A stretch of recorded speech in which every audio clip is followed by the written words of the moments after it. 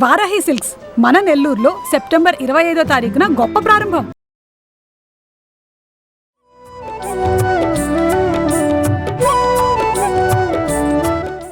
నమస్తే రమగారు. నమస్తే జయ. రమగారు, మనం దసరా శరన్నవరాత్రిలో 4వ రోజులో ఉన్నాం. ఈ రోజు యొక్క అలంకరణ, అమ్మవారికి చేసే విశిష్టమైన పూజా విధానాలు. నాలుగవ రోజు మన నవదుర్గా విశేషాలలో అమ్మవారిని కూష్మాండ దుర్గగా అలంకరిస్తారు. కూష్మాండ ఆమె పేరే చూడు. మామూలుగా కూష్మాండ అంటే గుమ్మడికాయ. అవును, గుమ్మడికాయను బలిస్తారు అమ్మవారికి. ఆమె ముందు ఆమెకి దిగదుర్చి కొడతారు. అయితే కూష్మాండం అంటే ఇంకొక ప్రధానమైనది, బ్రహ్మాండాన్ని కూష్మాండం అంటారు. మన బ్రహ్మాండం అంతా ఆవరించి ఉంటుందమ్మ.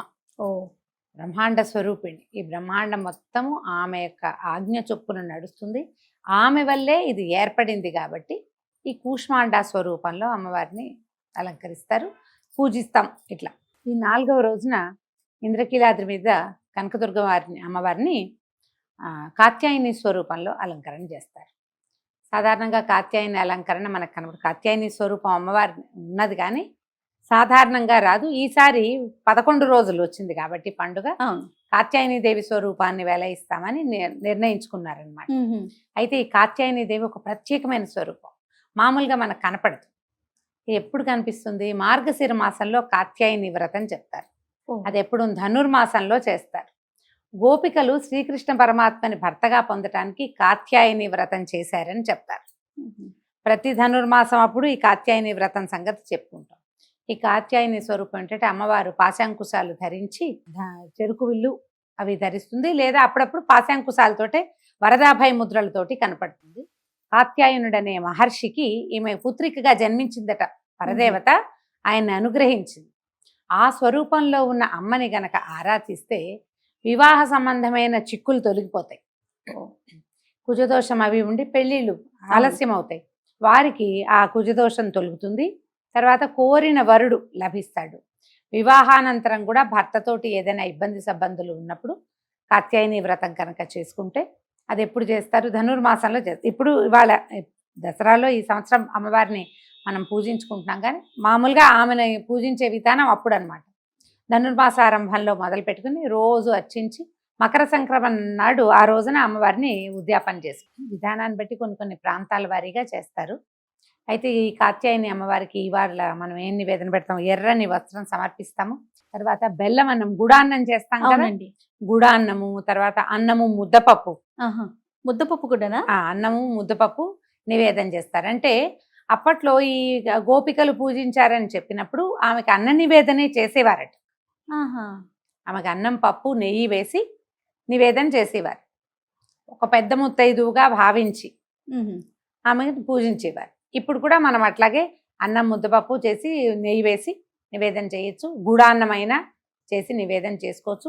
ఎర్రని గాజులు, ఎర్రని పువ్వులు, ఎర్రని అలంకరణ సామాగ్రి, గోళ్ళ రంగు అలాంటివి వేసుకుంటారు, అలాంటివి కూడా ఇవ్వచ్చు. తర్వాత పిల్లలకి గోరింటాకు పెట్టిస్తాం.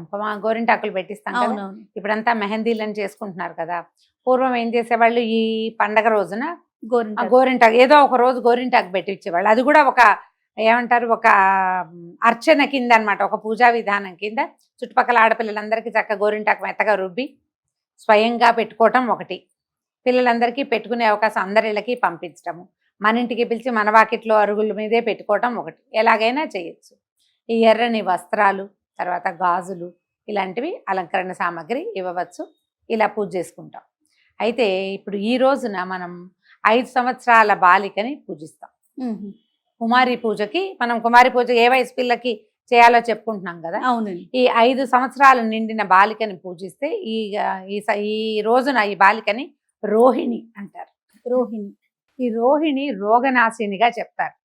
5 సంవత్సరాల బాలికకి కనుక దసరాల్లో పూజ చేసుకుంటే మీ తొలి రోజు నుంచి 10 రోజుల లోపల మీ అవకాశాన్ని బట్టి చేసుకోండి. ఈ రోజునే ప్రత్యేకంగా చేస్తే విశేషం. ఎప్పుడు కుదిరినా కూడా చేసుకోవచ్చు. 5 ఏళ్ల బాలికని కుమారిగా, అమ్మవారిగా భావించి ఆమెకు చక్కగా పసుపు పారాన్ని పెట్టి, బొట్టు కాటుగా పెట్టి, గోరింటాకు అవి పెట్టి అలంకరించి, చక్కగా పువ్వులతోటి అలంకారం చేసి పూజించి చక్కగా భోజనం పెడితే ఆ పాపాయితో ఈ పిల్లలందరికీ పాదాలకు నమస్కారం చేసి అక్షింతలు వేయించుకోవాలి. కూతురుతోటైనా వేయించుకోవచ్చు. మన అమ్మాయి అయినా కూడా ఈ వయసు పాపాయి అయితే చక్కగా పూజ చేసుకుని అక్షంతలు వేయించుకోవచ్చు. ఈ రోహిణి రోగనాశినిగా చెప్తారు. మనకు అవకాశం ఉండి చేసుకున్నాం అనుకో చక్కగా అనారోగ్యాలు తొలగిపోతాయి. చాలా బాగుంటుంది. ప్రజెంట్ ఉన్న సిచ్యువేషన్ చూసుకుంటే రమ్మగారు రకరకాల అనారోగ్య సమస్యలు, అవును, చిన్న పెద్ద తేడా లేకుండా చాలా సమస్యలతో, ఆరోగ్య సమస్యలతో బాధపడుతున్నాం కాబట్టి అనారోగ్యం రాపోయినా ఏదైనా అనుమానం వచ్చినా భయం వేసే స్థితిలో ఉన్నాం. మరే బాగా చెప్పారు. ఇది వరకు కొంచెం ఏదైనా వస్తే కాస్త 4 రోజులు చూసేవాళ్ళం. ఇప్పుడు అది సమయం అది ఇవ్వటం లేదు, మనము తీసుకోవట్లేదు, భయపడుతున్నాం కదా. కుదిరితే గనక చుట్టుపక్కల ప్రాంతాల్లో ఎక్కడైనా ఒక బాలిక చక్కగా 5 సంవత్సరాల పాప అంటే ఈ దసరా 10 రోజుల లోపల ఏదో ఒక రోజు, విశేషించి 4వ రోజు అయితే మరీ మంచిది. మీకు వీలు వెంబడి చక్కగా అమ్మాయిని పూజించండి. విశేషంగా ప్రధానమైనది ఏంటంటే స్త్రీని గౌరవించండి. మొదటి రోజు నుంచి కూడా అదే చెప్తున్నారు కదండి. మొదటి రోజు నుంచి అదే గౌరవించండి, పూజించండి, వాళ్ళకి కావలసినవి ఇవ్వండి, వాళ్ళని ఇబ్బంది పెట్టకండి. వాళ్లతోటే మీ జీవితం సుసంపన్నం అవుతుందని తెలుసుకోండి. స్త్రీ శిశువుని గౌరవించడమే అత్యవసరమని ఈ చెప్పడం కోసమే ఇన్ని రకాల పూజలు విధానాలు ప్రతి సంవత్సరం ఏటా అమ్మవారికి బుద్ధి తెచ్చుకుంటారా అని చెప్తున్నారు. మనం ఎంతవరకు తెచ్చుకుంటామో తెచ్చుకున్నప్పుడు తెచ్చుకుంటాము, లేనప్పుడు లేదు. కానీ ఇది కలిగి ఉండాలి. ఈ రకమైన జ్ఞానము అవగాహన కలిగి ఉంటేనే మంచిది. రమ్మగారు, మరి ఇప్పుడు మనం ఇంట్లో కూడా నవదుర్గల్ని పూజించవచ్చండి? పూజించుకోవచ్చు. ఇప్పుడు ఈ వరుసగా ఉందిగా ప్రథమం శైలపుత్రి చ ద్వితీయం బ్రహ్మచారిణి స్తోత్రం ఉంది. అవును, 9 రోజులు నవదుర్గలు ఎలా ఉన్నారో చూపించారు. మనం ఆ దుర్గా స్వరూపాన్ని పూజించుకుని శైలపుత్రి పుత్రి అనుకోండి, శైలపుత్రిని పూజయామి అని చెప్పి అమ్మవారి ఆమె పేరు చెప్పుకుని ఆమెకి ఇష్టమైన నైవేద్యం. ఇవాళ కూష్మాండ కదా, 4వ రోజు కూష్మాండ దుర్గకి మినువులు, మినపసున్ని, మినపగారెలు అలాంటివి పెడతారు. కూష్మాండ దుర్గ అంటే ప్రపంచ నిర్మాణ శక్తి. ఆమె సింహవాహినిగా అట్లా దర్శనమిస్తుంది. కూష్మాండ దుర్గని ఆరాధిస్తే భయం ఉండదు. ఎక్కడికైనా వెళ్ళినప్పుడు మనం ఒక కొత్త ప్రదేశానికి వెళ్ళాం, భయం వేస్తూ ఉంటుంది. అవును, ఈ కూష్మాండ దుర్గా స్వరూపాన్ని గనక తలుచుకుంటే మనది కాని ప్రదేశాలలో మనకి కలిగే భయాన్ని నివారిస్తుంది. మనం కొత్త ప్లేస్కి ఏ ఊరు వెళ్ళినా అమ్మ అక్కడ నీళ్ళు ఉంటాయా ఉండవో, ఏదైనా ఉంటుందో ఉండదో, భోజనం దొరుకుతుందో దొరకదో, కొత్త ప్లేస్కి వెళ్తే రూములు దొరుకుతాయి, ఎక్కడికైనా వెళ్తే నివాసం దొరుకుతుందో లేదో ఆ భయం ఉంటుంది. మనం యాత్రలకు వెళ్ళినప్పుడు మనకు ఆ భయం ఉంటుంది. వేరే ఊరు ఏ ట్రాన్స్ఫరో ప్రాంతం మారినప్పుడు అప్పుడు ఆ భయం ఉంటుంది. అలాంటి భయాలు ఉన్నవాళ్ళు కూష్మాండ దుర్గని స్మరించుకోవచ్చు. ఆమె చాలా ధైర్యాన్ని ఇస్తుంది. అవకాశాన్ని బట్టి చేసుకుంటే ఇప్పుడు మనం మామూలు అవతారాలు చేసుకుంటున్నాము. ఆమెను కూడా తలుచుకుని నవదుర్గల్లో ఒక స్వరూపాన్ని కూడా తలుచుకుని ఆమె పేరు కూడా చెప్పుకోవటం, ఆమె పేరుతో కూడా ఒక పువ్వు వేసుకొని ఆమెకు చెప్పిన నివేదనని కూడా చేయగలిగితే అది కూడా చేసుకుంటాం. అది కలిసి అధికం ఫలం అంతే. కానీ దుర్గాదేవిని కొలిచేటప్పుడు పరమ నిష్ఠతో కొలవాలని, నియమాలు ఎక్కువగా పాటించాలని చెప్తూ ఉంటారు కదా రమ్మగారు. ఎప్పుడైనా సరే, ఇప్పుడు దుర్గాదేవినే కాదు పరమేశ్వరుని కొలిస్తే నిష్ఠా నియమం వద్దా? తల్లి అనేసరికి కాస్త భయం అనేది వినిపిస్తూ ఉంటుంది. ఎందుకంటే మండపాల్లో మనం గణేశుని పెడతాం, వినాయకుడిని. అక్కడికన్నా కూడా ఇప్పుడు దసరాల్లో కూడా మనము అమ్మవారిని పెట్టడం ఇలాంటిది చూస్తూ ఉన్నాం కదా. చాలా నియమ నిష్టలతో ఉండాలి, జాగ్రత్తగా ఉండాలి, ఇలాంటివి వింటూ ఉంటాం. మీకు నియమ నిష్టతోటి ఫలితం బాగుంటుంది ఎప్పుడు కూడా. అది నువ్వు నియమం అనగానే క్రమశిక్షణ కాదా? ఖచ్చితంగా. మనం లైన్లో ఉంటే ఎప్పుడు కూడా సరైన దారిలో ఉంటే ఫలితాలు బాగుంటాయి. ఇప్పుడు ఆమె ఏదో నెత్తని చేస్తే ఆమె మనకు శత్రువు కాదు కదా, ఆమె మన తల్లి. నువ్వు సరిగ్గా చేయకపోతే మీ అమ్మ అయితే ఓ చెంపకాయో ఓ మొట్టికాయో వేస్తుంది కదా, కనీసం ఒక మాట అంటుంది, తప్పని చెప్తుంది.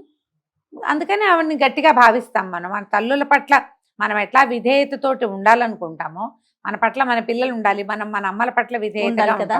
ఎంతో అమ్మ ఒప్పుకోదు, అమ్మ ఊరుకోదు, అమ్మ కేకలేస్తుంది, అమ్మ తిడుతుంది, అమ్మ వద్దని చెప్పింది, మనం వాళ్ళు చేస్తాం కదా.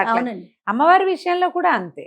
మనం ఆ రకమైన ఆలోచన విధానంలో ఉంటే క్రమశిక్షణ ఉంటుంది. ఎప్పుడైనా కూడా మనం 9 రోజులు ఇది నియమబద్ధంగా చేయవలసింది, నియమం తప్పితే నెచ్చని చేస్తుందన్న భయం ఉందనుకో మనకి, జాగ్రత్తగా చేస్తాం. జీవితంలో కూడా ఒక క్రమశిక్షణ అనేది అలవాటు. ఎప్పుడు మనం జాగ్రత్తగా చేస్తే మనం కేర్ఫుల్గా చేసిన ప్రతి పని సరిగ్గా అవుతుంది, సక్సెస్ఫుల్గా అవుతుంది. కాబట్టి ఈ జాగ్రత్త ఉండటం అవసరమే. ఆ మాత్రం భయం ఉండాలి. రైట్ రమ్ గారు, నమస్తే. నమస్తే.